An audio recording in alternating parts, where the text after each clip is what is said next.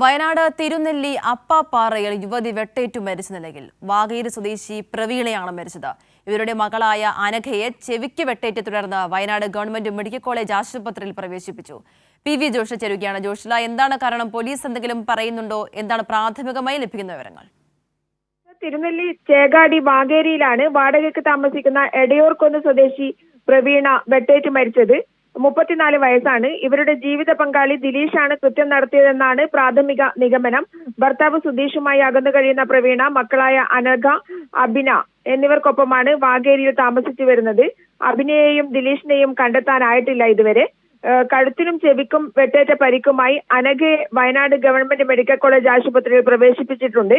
Thirunelli inspector Lalsy ബേബിയുടെ നേതൃത്വത്തിലുള്ള സംഘം സ്ഥലത്തെത്തി അന്വേഷണം ആരംഭിച്ചിട്ടുണ്ട്. ശക്തമായ കാറ്റും മഴയും തിരച്ചിലിന് തടസ്സമാകുന്നുണ്ട്. വർഷ. ശരി, വ്യക്തമാണ്. PV ജോഷിലയാണ് വിവരങ്ങൾ നൽകിയത്.